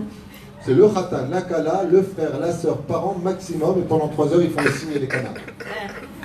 Ah ben, tes invités, ils sont où? C'est comme les choupotes. Il m'arrive des fois de dire, je comprends pas. Les choupotes, on dirait des fois que c'est des kablanout. Où est la karatatov des gens qui sont venus? Où est la karatatov des parents qui sont présents? Le Rav qui marie, il doit être conscient que dans une cérémonie dite religieuse, il a le devoir d'enseigner au Khatan et la Kala l'importance de ce qu'il vit, de remercier ceux qui sont venus pour lui, leur faire preuve de leur amitié, de leur amour, de leur soutien. C'est tellement important. C'est tellement important. Moi, je vous dis franchement, des fois, comme je suis un peu blata, je vais à des mariages, non seulement je marie, mais je fais des enveloppes en plus. Donc je fais les coupotes, en plus je fais des mariages. Enfin, je fais des enveloppes. Et le mec, il n'appelle pas. Alors, je dis, au fait, mon enveloppe des 500 shekels, tu l'as bien eu parce que j'ai peur qu'elle se soit égarée, j'ai donné à un enfant. Le mec, il me dit, ah oui, je l'ai bien eu. Ah ok, non, j'ai eu peur. On ne sait jamais qu'elle se soit perdue. Je comprends pas. Moi, quand j'étais petit, on n'était pas religieux à la maison. Je le dis à voix haute. Mais on prenait un cahier, une feuille, on notait tout seul, et après on appelait Todaraba, Todaraba, Todaraba. Où elle est la karatatov? Tu sais que ton mariage, combien ça nous a coûté? Ben, je t'explique. Je vous raconte une blague qui n'est pas une blague. Vous l'avez entendu d'Arkatamout? Allez. Je vous la fais à toute vitesse. J'ai un copain à moi qui se marie. Ou, bien entendu, Ahla Khali. Moi je suis à Ashdod, lui il a choisi le bout du monde, à la frontière syrienne là-bas. Je ne sais pas où il se mariait. Le bout du monde. Non, c'était à peu près à 20 km derrière Natania, alors qu'on habite à Ashdod. Donc, prends une babysitter pour les gosses. Les enfants étaient jeunes, prends une babysitter. Déjà, prakotopak. Tu prends ta voiture, mets le plein. Prakotopak. Et ça, personne ne voit, c'est pas grave. Ouais, pas de problème. Il est là. Maintenant que tu arrives là-bas, tu attends pendant 3 heures. Seulement, c'est pas halak. Donc, prakatopak, betemesh. C'est mélangé. Mais attention, tu n'as pas le droit de critiquer. Tu viens pour honorer, tu viens pas pour parler. Donc, tu te la fermes. Attends, j'ai pas fini le pire. Attends. Maintenant, ma femme, on attend 3 heures pour la rouba. Pourquoi? Mais elle n'est pas venue. Gégé, elle n'est pas venue. Il n'est pas venu. Maintenant, nous, on a faim. Les voyous nous font. Attendez la suite. Ma femme me dit, dès qu'on finit la roupa, on se barre. Je lui dis, Bekef, juste c'est pas joli, l'enveloppe, la photo pour montrer qu'on est bien présent, et on s'éclipse doucement. Sur la route du retour, comme je suis à Halakali pour retourner à Ashdod, bien entendu, à 120 km/h. Le flash, 750 shekels, refait le permis. Attends. Mais j'ai souri, comme c'était un flash, au moins, puisqu'ils m'ont flashé, au moins... J'ai pas fini. Valérie, ici présente, pourra vous témoigner. Qu'est-ce que tu me proposes pour clôturer la soirée? Elle me dit, bon, viens, on va au restaurant. Attends, on arrive à Ashdod, désespéré, on cherche le restaurant. Glad, cachère, on arrive là-bas. On mange, tout était périmé. L'addition, 280 shekels. Et le mec, il me dit, pour boire 10%, monsieur. Une soirée à 2500 shekels. Et le couple, il n'a pas tenu un mois. Pourquoi je vous parle de ça? Bon, là, ça paraît être une caricature, c'est une histoire vraie, 100%. On était malade le lendemain, gastro et tout, la totale, l'avion était périmé. Mais pourquoi je vous parle de ça? Parce que, mesdames et messieurs, quand vous ferez une bar mitzvah, un mariage de vos enfants ou vous-même, et vous avez des invités qui vous ont mis des enveloppes, vous savez que l'enveloppe que vous recevez dans votre caisse, je crois qu'on appelle le coffre-fort, ça a coûté de l'essence, un babysitting, du temps. La femme, des fois, elle est partie parce que c'est la cousine qui se marie de l'autre côté. Où sont ces coups de téléphone? Todaraba, au fait, on a reçu votre cadeau, ça nous a beaucoup touché. Où elle est la karatatov? Où elle est? Où est la karatatov? Pourquoi on n'est plus comme avant? Je regardais l'album de quelqu'un qui vient de se marier, je dis, il n'y a pas une table d'invités. C'est tellement plus important qui était là à ton mariage. C'est vrai que la vérité, ça enlève une angoisse. Tu regardes le mariage de ma mère, tu dis à la vache à l'homme, à la vache à l'homme, à la vache à l'homme. La vérité. J'ai dit à ma mère, c'était pas son mariage, c'était le mariage de ma grande sœur. J'ai dit, maman, t'es le seul dinosaure vivant. Ils sont tous morts. Bon, alors là, au moins, hein, t'as pas cette race-là, tu vois. Aman, je vous affirme une chose qui va vous paraître être plaisanterie. Mais c'est, à mon avis, de ce que j'étudie dans mes livres, la raison pour laquelle il n'y a pas Mashiach. Vous savez, ces coups de téléphone qui manquent tellement. Vous savez, quand on a la belle-mère qui vient et qui laisse son mari seul pour garder les enfants de sa belle-fille qui va lui faire la tronche le lendemain. Où elle est la karatatov? Où elle est la karatatov? Où elle est la gratitude? Le problème qu'on a, c'est qu'on prend tout pour un dû. Tout m'est dû. Rabbi Moshe Ederi à la Vachalom, je vous dis quelque chose de personnel que j'ai découvert chez lui. Chaque fois qu'il y avait Shabbat ou les fêtes, sa femme lui faisait à manger. En contrepartie, elle prenait un diamant. Chaque repas. Il était antiquaire. C'est pas une blague. Chaque fois. Et Rabbi Moshe Ederi m'avait donné un jour un conseil que je vais vous donner. Il m'a dit une chose qui m'avait choqué à l'époque, et j'aimerais le rappeler aujourd'hui en sa mémoire, Zecher Tzadik Kadosh Ibracha Rabbi Moshe Ederi. Il m'a dit une phrase que je te demande de retenir, Tzadik. Fais tout au monde, tout ce que tu peux pour ne jamais demander un service à personne. Même pas un verre d'eau.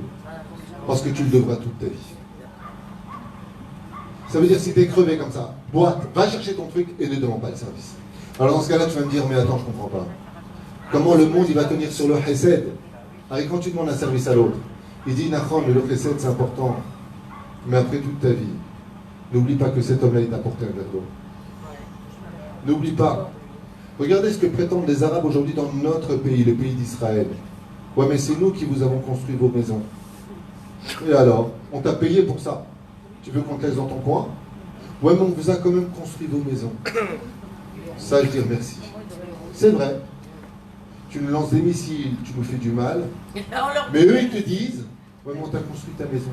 Et alors, je t'ai payé. Si je t'ai payé, Mazekachou.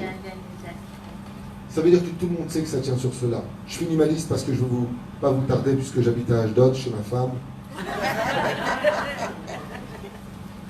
Aujourd'hui, alors je vous explique un peu avant. C'est vrai qu'avant les cadeaux ils étaient relous, c'était un Polaroid, c'était un stylo, c'était la brosse à dents, le triste trou, c'était relou. La montre, toutes les mêmes. Quand on était petit, c'est vrai, c'était relou. Aujourd'hui j'aimerais vous dire quelque chose qui me choque. Mais ma femme et moi, on va voir par exemple des gens de notre famille ou des amis. On vient avec un cadeau. Donc on est parti au canyon, on est parti à droite à gauche, et pendant 1 heure, il faut trouver le cadeau qui va donner le sourire pour que ce soit un vrai cadeau et pas style je me suis débarrassé. Parce que si tu fais pas de bon cadeau, il peut te dire en face, ça sert à quoi? Aujourd'hui, et tu me diras si c'est vrai ou faux, on en vient à dire aux gens, au fait, tu veux pas ouvrir le cadeau?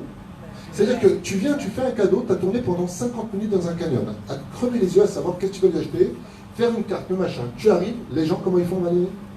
Ils prennent le cadeau, ils le mettent de côté, ils n'en ont rien à faire. Ils t'appellent même pas. C'est quand tu dis, au fait, tu as ouvert le cadeau? Ah oui, oui, merci. Là, tu sais que quand on fait un cadeau, c'est pour rapprocher les cœurs. Vous savez que dans le judaïsme, quand on te fait un cadeau, tu dois l'ouvrir devant la personne et lui dire « Waouh, c'est magnifique, ça servira à descendre la poubelle. » Bon, ça c'est le film. Le Père Noël est une ordure, si vous voulez. Mais imagine, tu viens, tu fais un cadeau à quelqu'un, de mes côtés, il l'ouvre pas. Il est relou celui-là. Alors, c'est devenu une culture nouvelle. Je te fais une enveloppe, je te fais un billet de 500 shekels. 500 shekels, c'est pas peu d'argent. Appelle. Dis-moi en fait, je voulais te remercier au fait. Merci aussi pour le cadeau. Un SMS. Je sais pas, t'es aux toilettes, à un moment tu t'en mis, non? Au lieu de jouer. Ouais, j'ai oublié, j'ai pas eu le temps. Fais-le aux toilettes, je lui dis. Non, ce que je vous dis, c'est pas une blague. Je lui dis au mec, t'avais qu'à le faire aux toilettes. Je regardais un film là-bas, j'en sais rien. Tout est indu. Que je sois venu, que je te paye une enveloppe, que je parle pas de moi, je parle de vous tous. C'est pour ça qu'on n'a plus de valeur. On se donne et on n'attend même plus la gratitude. On ne l'attend plus. Donc on se demande où il est Dieu. Et comme je vous l'ai dit, si tu n'as pas de gratitude vis-à-vis des hommes, ne vous étonnez pas aujourd'hui qu'on a envie de crier dans les rues. Mais Hachem, t'es où aujourd'hui? Tu sais pourquoi on ne voit pas? Parce qu'on n'est même plus capable de voir les cadeaux qu'on nous fait. Le nombre d'efforts que ça a coûté, l'argent que ça a pris, le temps que ça nous a volé. Tout ça pour avoir un truc de toi, un sourire. Merci frère. Waouh, tu m'as touché. Un jour, j'ai vu une personne à Jérusalem qui portait un cours de Torah. Et je lui ai dit, mais tu m'as pas dit qu'il avait fait ce cours à Ranana, tu étais parti à son cours? Et la personne m'a dit, oui, j'ai dit, oui, mais il est venu à Jérusalem. Et moi, j'habite Jérusalem. Je lui ai dit, alors, tu vas réécouter le même cours? Il m'a dit, non, le cours, je le connais. Mais comme il vient jusqu'à Jérusalem, j'ai peur qu'il n'y ait pas de monde. Waouh! Je lui ai dit, quand la cavote Bémet? Il m'a dit, Bémet. Le mec, il se déplace, le rab, il se déplace jusque là-bas et on ne va pas. Je lui ai dit, la Torah, elle est dans ton sang. Mais j'en ai pas beaucoup. Je lui ai dit, au moins, c'est du vrai sang. T'invites quelqu'un à ton mariage. Le mec, il vient. Il te fait un cadeau. Il fait le mariage de son premier enfant. Ah, désolé, je pars aux États-Unis. Je fais mariage de ton deuxième enfant.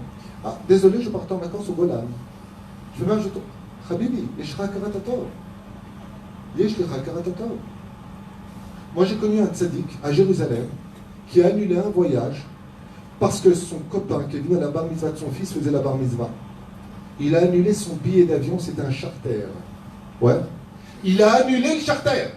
La femme, elle lui dit, monsieur, vous perdez votre billet. Il lui a dit, je préfère perdre tous les billets que d'avoir une dette non payée. Quand l'autre, il lui a dit, quoi, mais tu ne devais pas partir à cette date, vous savez ce qu'il lui a répondu? Il était tellement ému, il lui a dit devant tout le monde, il est mon meilleur ami. Il lui a dit non, pas de d'écart. Il lui a dit quelqu'un qui a été prêt à annuler son billet d'avion pour venir à la bar mitzvah de mon fils, c'est même pas un mariage, c'est bon, c'est un petit truc. Il lui a répondu, mais tu es venu à la mienne. Il lui a dit, mais moi j'avais pas de voyage. Il lui a dit, ça c'était pas mon problème. Cet homme-là, il apportera la Géoula. C'est ce genre-là dont on parle dans la Torah. Et voilà, Rabbi Akiva, après qu'il ait fini la Torah, la dernière épreuve, c'est tiens compte ta femme. Rabbi Chia. Voilà notre Torah. Et voilà pourquoi il n'y a pas de Mashiach. Il n'y a pas d'Akaratatov. Vous voulez qu'on parle des synagogues? Oh, je viens à vous raconter des choses. Oh oui. On s'est occupé une place dans une synagogue. On s'est posé des questions au Rav dans une synagogue. Rav, c'est l'ascarat de mon père. Rav, c'est l'ascarat de ma mère. Voilà, c'est la brit milah de mon fils. Rav, j'ai une question à lui à la fin. Il est où un tel? Mais il est parti de l'autre côté. Chez un autre Rav, dans une autre synagogue. Est-ce qu'il a le droit ou pas, d'après vous? Est-ce qu'il a le droit de changer de synagogue? Question bête hein, que je pose. Oui ou non? Oui. Qui dit oui? Qui dit non? Ni oui ni non. Réponse, baissez vos bras, on a tous du déodorant. On apprend de la Torah qu'on a le droit de quitter un pays même le plus pourri du monde qu'avec l'autorisation de Pharaon. Mais il y en a qui considèrent les rabbinim et les synagogues comme moins que l'Égypte et moins que Pharaon. Tu as le droit de quitter la synagogue, le Badaï. Tu as le droit d'aller chez un Rav, le Badaï, mais à une condition, que tu viennes voir le Rav lui dire merci. Et que tu peines sa bracha d'aller ailleurs. Il y a des gens qui vont prier dans cette synagogue toute l'année. Ils sont là bien installés, derrière bien chaud. Et quand vient l'effectivement, on a le plus besoin d'eux, ils sont où? Ils sont partis ailleurs. Aval Slicha, Rabbi Akiva enseigne, Lo machlifim achsania. On ne change pas d'auberge. Ça veut dire que toi aussi, tu as une akaratatov. Toute l'année, tu viens prendre, et quand nous, la synagogue, elle a besoin de toi, tu n'étais pas là. Mais ta prière de Kippour ou de Rosh Hashanah, elle ne vaut rien là-bas. À moins que tu préviennes. Voilà. Comme j'ai fait une gueulante à Seuda Shlichit il y a quelques semaines de cela, dans notre synagogue à Ashdod. Un Shabbat après-midi, alors qu'on en a pour 1000 shekels de course, certaines familles ont décidé de ne pas participer à la Seuda Shlichit. Moi, qui suis d'origine tunisienne, j'ai toujours le même langage. Amla-raha. Dégage. Pas besoin. Seulement, tu viens me faire jeter une tonne de marchandises. Alors le Shabbat après, j'ai fait une gueulante. Vérota Verabotaï, écoutez bien ce que j'ai à vous dire. Encore une fois, j'ai lu les Soudages des Chiites. Que vous décidiez parce que vous avez des invités, parce que les raisons, gardez-les. Vous n'êtes pas en prison. Ici, c'est pas je signe, je peux rentrer, je peux sortir. Mais le savoir-vivre, par contre, vous ne l'avez pas eu. Et ça ne me plaît pas. Vous n'êtes pas là, prévenez. Au fait, Rav, ou Gabaï, nous ne serons pas là, Soudage Tichit. Qu'est-ce que fait ma femme qui est dans la cuisine avec les autres? Elle ouvre moins de boîtes de thon, moins le saumon qu'on a acheté ou qu'on a donné au chat. Pourquoi jeter ce pain? Alors nous, on est à votre service. Vous avez payé les Soudages Tichit. Ça s'appelle comment? Du savoir-vivre. Que tu viennes pas, c'est ton sroute. Alors quoi? Viens ici, tu bouges pas, Hazou Shalom. Juste, toi qui as l'habitude d'être là, tous les Soudages Tichit, tu n'es pas là, tu dis. Merci. Frérot, ne me compte pas Soudages Tichit parce que j'ai des invités. Super, ouvre moins de thon, moins de pain, décongèle-moi. Il y a des mecs qui crèvent de faim. Pourquoi on va le jeter? C'est un manque de savoir-vivre. Et dans cette génération, les mecs ils se vexent. Pas de moi, hein. Parce que moi tout ce qui sort c'est du cœur, en général ça rentre dans le cœur. Mais tu passes par une autre personne, ouais, ça va, t'es qui toi? Tu vas pas qui te prend? J'ai demandé la permission. Ah ben la Torah elle te dit pourquoi on n'est pas sorti d'Égypte, il fallait l'autorisation de Moshe, de qui? De Pharaon. Mais dégage Moshe, prends ton peuple, et s'il bouge, tu leur mets une tannée. Non! Tu ne peux pas quitter un endroit comme ça, il y a du savoir-vivre dans la Torah. Mais c'est pour aller chercher la Torah, on s'en fout. Vous réalisez un petit peu, même dans le film, c'est marqué, Pharaon dit, vas-y, partez. Ve'atsa, Pharaon, bechatzot laila. Et qu'est-ce qu'il dit aux enfants d'Israël, Parashat Béchalach? Vayehi Béchalach Paro et Am. Il les a renvoyés. Il leur a dit, partez. Pourquoi? Parce que jamais Dieu nous aurait donné la Torah au Sinaï si on n'avait pas eu le minimum de savoir-vivre et d'Akaratatov, d'avoir, malgré les 210 ans d'esclavage, pris l'autorisation de partir. Alors nous, les rabbinim qui nous donnons à fond pour notre communauté, on ne veut pas être des bergers ni vous des moutons, mais on voudrait au moins une chose. Pourrions-nous être, je m'adresse à tous ceux qui m'écoutent, pourrions-nous être à vos yeux un minimum comme Pharaon? Si Pharaon, un peuple entier avec Moshe, demande l'autorisation de partir, et ils partent, hein, attention, ils partent. Est-ce que les rabbinim peuvent avoir au moins le même statut que Pharaon à vos yeux? Tu es dans une bête à Knesset, tu vas prier ailleurs.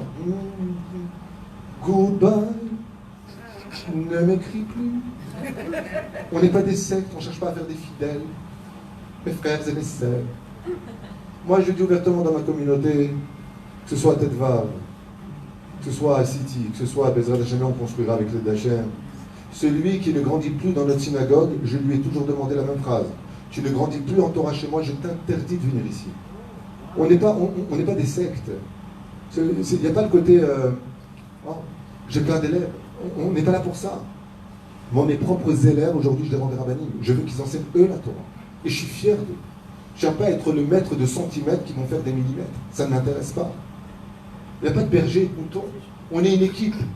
Mais de l'autre côté, si tu t'en vas prier ailleurs, si tu penses qu'ailleurs tu vas prendre plus de Torah, vas-y avec ma bracha. Mais dis-moi au moins, au revoir.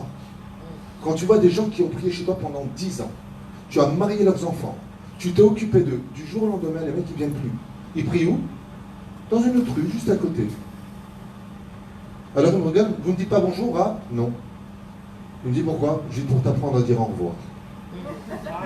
C'est juste pour t'éduquer. Ouais, vous savez, maintenant c'est plus facile parce que j'ai déménagé. Je lui ai répondu, ce que tu as oublié, c'est que pendant 2 Shabbats, j'ai interdit à des gens de s'asseoir à ta place. Parce que comme je n'avais pas de nouvelles de toi, je me demandais depuis 10 ans où tu étais passé. Donc la prochaine fois que tu pars, puisque tu es déjà parti, dis-moi simplement, Todarba Raftuitou, pour ces 10 années passées près de vous, j'ai évolué, je suis à côté de la maison, j'ai une nouvelle synagogue qui s'est ouverte, c'est plus simple pour moi. Je t'aurais dit que Dieu t'accompagne sur tous tes chemins, Tigdal, et je suis content parce qu'ici c'est trop français, avec eux tu vas être pas d'Israélien, tu vas mieux vivre ton étude, renforce-toi dans la Torah et Charkoar. Je ne tiens pas de garder chez moi. Comme j'ai toujours dit, demain j'aurai plus personne, je ferme, j'ai autre chose à faire. J'ai grâce à Dieu 1000 tafkidim à faire dans ma vie. Alors on est loin de fermer, au contraire on va agrandir. Mais la reine, faites attention, vous fréquentez le Knesset. Venez dans cette synagogue, mais cette synagogue, que ce soit Sidi Frej ou une autre synagogue, ceux qui sont aliénés à cette synagogue, qu'ils sachent qu'ils doivent à cette synagogue quelque chose. Je vais vous raconter quelque chose, vous me dites ce que vous en pensez. Le mec, il fait des dons ailleurs. Je pose une question simple, hein. Ailleurs. Et encore même moi, je fais des pubs pour d'autres associations pour qu'ils gagnent de l'argent. Parce que l'argent vient d'Hachem. Je n'ai pas de problème avec ça. On n'est pas en compétition. Il y a raison qu'il y ait de la Torah partout et partout. Amen. Aval. Le mec, il prie ailleurs. Il fait ses dons ailleurs. Ouais. Vous me dites ce que vous en pensez. Hein. Tout ce qu'il fait ailleurs, et tous les tafkidim les plus horribles, il vient te demander à toi. Qu'est-ce que vous faites?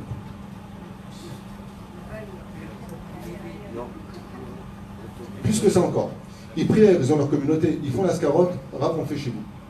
Pourquoi tu m'amènes les morts chez moi? Pourquoi tu fais ça? J'ai pas compris. Pourquoi tu fais ça? Jamais j'ai refusé. Parce que pour moi c'est une épreuve de savoir ce que je travaille pour mon orgueil ou pour Dieu. Comme je n'existe pas, que je travaille pour Hachem, jamais j'ai dit à une personne, d'ailleurs même toi tu me dis, je ne sais pas comment tu fais. L'ingratitude est tellement horrible que c'est pour moi une épreuve à chaque fois de me dire pour qui je travaille. Toi qui as fait partie de ma communauté pendant des années, tu l'as vu de tes propres yeux. Est-ce qu'une seule fois j'ai refusé? Rien. Baruch haba. Combien je prends pour lever la synagogue? 0. Jamais. Vous savez pourquoi? J'ai peur que les gens n'ont pas. Je dis j'ai une bar mitzvah à faire. La dame me dit combien vous allez me prendre pour jeudi matin? Je suis madame, un sourire et un mazel tov. Elle m'a dit je vous ferai un petit don. Je lui dis je vous ai rien demandé. Pourtant on paye 26 000 shekels par mois de loyer. Mais on ne demande rien. Vous savez pourquoi on ne demande rien? Parce qu'on est là pour servir le peuple. Mais la seule chose qu'on demande par contre, c'est de la karatatov. C'est des références. C'est pas grand chose. Je vous donne un exemple. Je finirai avec ça. Pour ce cours qui est à la clé de toutes les guéoulottes qui nous appartiennent. Amen. Parce que les Rachamim nous disent ici, il a marqué le Rav ici en gros caractère, écoutez bien. Waouh! Ce que marque le Rav ici, il a marqué en très gros caractère, il fait son sikoum, le Rav Pintrasi. Et voilà ce qu'il dit. Meshiv tova tachat tova, lo tamush tova mi beto leolam. Je traduis. Le sikoum du Rav. Le sikoum, ça veut dire le résumé du Rav ici, qui a écrit ce chef-d'œuvre, ce livre extraordinaire qui s'appelle Dabrot Eliyahu, nous dit: car celui qui a de la reconnaissance dans ce monde, vis-à-vis de tout celui qui lui a fait du bien, qu'il sache qu'en aucun cas le bien ne quittera sa maison chez lui à jamais, ni dans ce monde, ni dans l'autre. Donc je vous pose une question, de quoi dépendent tous nos bonheurs? De la gratitude.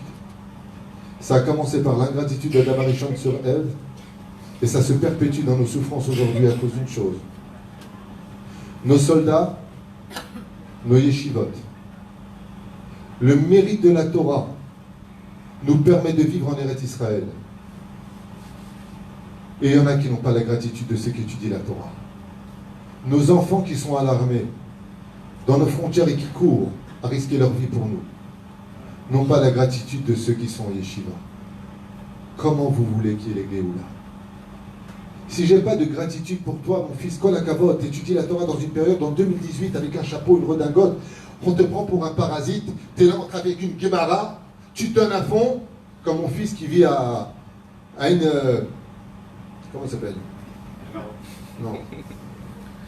Ça ne me vient pas. La ville où il est, Shimshon. T'es pas avec moi? J'ai oublié le nom. Rosh Haïn. Tu es dans une grande yeshiva là-bas. Rosh Haïn. Un enfant de 18 ans.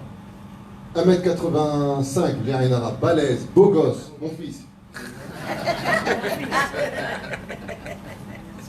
Il pourrait se payer son permis, il travaille, il se met de l'argent de côté. Il est à la yeshiva. Il étudie 14 heures par jour. J'étais tout à l'heure avec lui au téléphone. Je lui ai dit, dis-moi Shimshon, tu as de l'argent de côté pour faire ton permis. Pourquoi tu ne le fais pas? Il m'a dit, les Shiva, ils ne veulent pas qu'on ait le permis parce qu'après on a la voiture, c'est du Yetzirah, on voudra tout le temps sortir. Je lui ai dit, alors quand est-ce que tu vas faire ton permis? Il m'a dit, papa, je finis mes études, je me marie, j'aurai le temps de faire mon permis. Est-ce qu'un garçon comme ça, il mérite d'être appelé parasite? J'ai un autre fils avec qui j'ai parlé juste en montant ici, qui est à l'armée, il s'appelle Ephraim. Il est habillé en kaki, il a un mchasesré. Ouais? Est-ce qu'il mérite d'être critiqué parce qu'il est à la défense d'Israël? Vous comprenez pourquoi aujourd'hui on a un problème de Géoula? Le problème, ce n'est pas les Arabes qui nous entourent, ce n'est pas l'ONU qui nous critique. Le problème, c'est nous. Le problème, c'est nous. Dieu, il n'attend pas les nations du monde pour la Géoula. Il attend de nous qu'on arrête nos bêtises. Quand Bezrat Hashem Ishtabach Shem Olahad, nous serons capables de dire, je vais vous raconter une histoire qui s'est passée un jour, vous allez être mort de rire. Je vois un mec comme ça dans la rue, je vais lui serrer la main, et je lui dis Toda Rabba. Alors, il m'a dit, mais faut attendre, mais attends, je lui ai dit, tu payes tes impôts? Il m'a dit, quel lama, ta mère massacre ça? Je lui ai dit, non. Je lui ai dit, j'ai 3 collets libres, et je voulais te remercier. Il m'a dit, lama, très curieux comme ça, sans qu'il parle. Je lui ai dit, parce que quand tu payes tes impôts à l'État, il y a une partie de cet argent qui va au ministère du culte. Et grâce au ministère du culte, il y a une partie qui va au ministère d'Adatot. Et nous, on prend cet argent pour les donner au Brechim. Et c'était juste après l'époque où, vous vous rappelez quand ils ont séché le ministère d'Adatot pour les religieux qui étudiaient la Torah? Après, ils les ont remis. Alors j'ai dit, il faut qu'on fasse les chouvas. J'ai rencontré une personne dans la rue que je ne connais pas, que je ne connaissais pas, et je lui ai dit, au fait, je voulais te remercier. Parce que grâce à ton argent, on paye 800 shekels de bourse en plus à ceux qui étudient la Torah. Bon, lui, il m'a pris pour un fou. Hein. Je lui dis, franchement, il est fou, ce mec. Ah bah, j'ai compris une chose. S'il y avait plus de reconnaissance pour ceux qui étudient la Torah, pour ceux qui soutiennent la Torah, même si, on a vu tout à l'heure que même si l'intention, ce n'est pas dans l'intention de faire du bien, tu dois avoir d'Akarat Hatov. Tous ces gens de Tel Aviv, de Haïfa, de Beersheba, de Jérusalem ou autres, de Netanya, quand vous payez vos impôts, vous avez un digne à un degré inférieur, mais de Zvouloun. Parce que grâce à vous, on a de la lumière dans la rue. Grâce à cet argent, on a de la sécurité. Grâce à cet argent, on paye nos Bahorei Yeshivot. Alors, qu'est-ce qui nous manque tellement? Juste une chose. Toda, je te dois quelque chose à toi. Je ne te connais pas. Mais grâce à toi, j'ai certainement un de mes élèves qui prend un shekel de toi. Un shekel de vous, monsieur. Un shekel de toi. Quand nous, le monde de la Torah, on aura compris combien on vous doit, et que vous aurez compris que vos vies, vous les devez à ceux qui étudient la Torah, je vous affirme qu'on n'aura plus aucun malheur sur terre, et que la Géoula sera là avec un chauffard qui va tous nous réunir sous un même drapeau, celui de la reconnaissance. Amen.